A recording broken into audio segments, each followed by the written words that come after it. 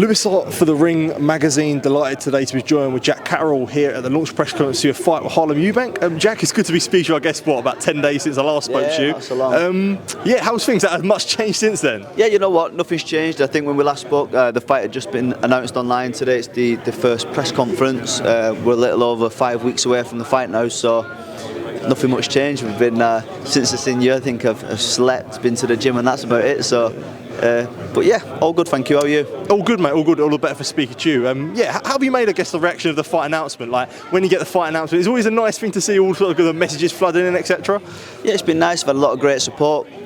People love the domestic fights, and that fight's certainly that. Back in Manchester, which is good, and I'm excited for it. It's a big domestic fight, and I can't wait to get stuck in. Yeah. Is it always nice, I guess, in Manchester to have that home comfort? It's been your home for the last few fights now.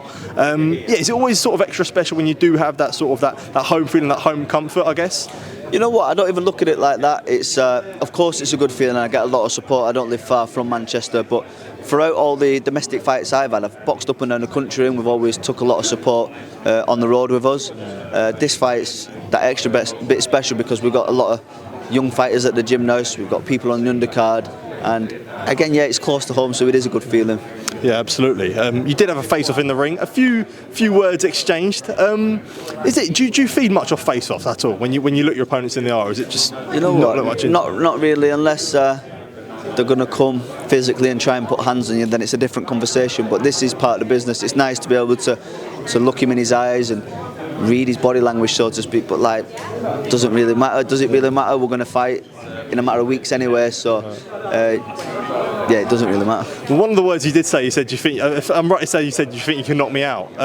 That's something obviously you said. You said it in an interview with myself. When he says that, do you think he believes it? Do you think he believes he can? I don't think it was said with confidence. I've actually not seen him say it. I've just been told he said it on an interview.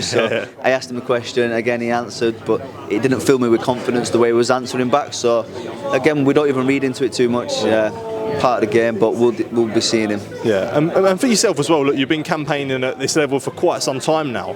Do you feel like, especially when you look at this fight, your experience, especially at a top level, will be a leading factor when it comes to fighting someone like Harlem, who this is a massive step up for him?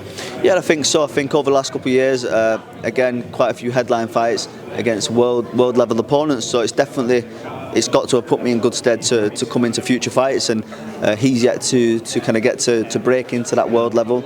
I believe this.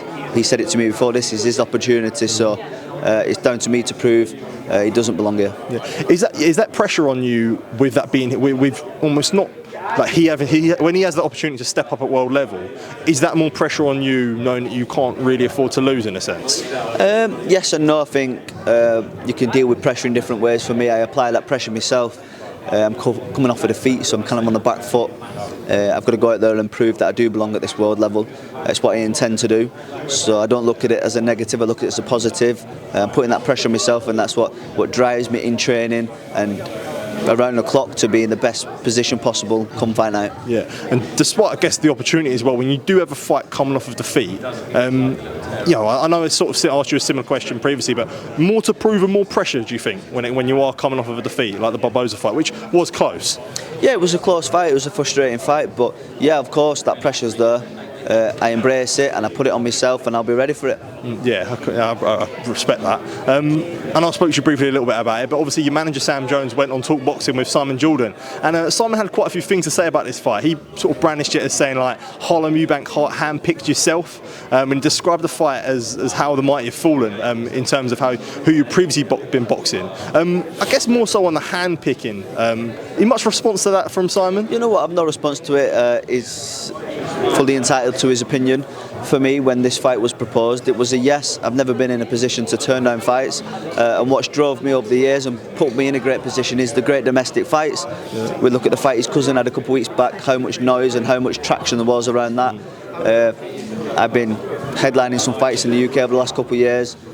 It's a Eubank, it's a domestic fight, let's get it on. I completely respect that. And before I do let you go, Jack, did want to ask you, obviously a long-term rival of yours, Josh Taylor, suffered defeat last weekend against Ekow Essuman. I guess there was talk of a trilogy as well, that completely out of the water now. What did you make of that? I didn't make nothing of it. selfishly, you think about yourself. I did watch the fight. I thought it was a great fight. I thought he started well. He faded very quick. I knew how tough and how good Essuman was. He had a great engine, so I was happy to see him in victory. That being said, I've got to remain focused on my job. Yeah. Did you have you made much of Josh's decline since he boxed you the first time? Do you think he's been in decline since then? Yeah, I think he touched the top of the roof. I beat him up, and after the first fight, it's been a downward spiral since then. Yeah, I completely understand that. Jack, appreciate you taking time to speak to me. Yeah, all the best on July 5th against Harlem Eubank. Top man.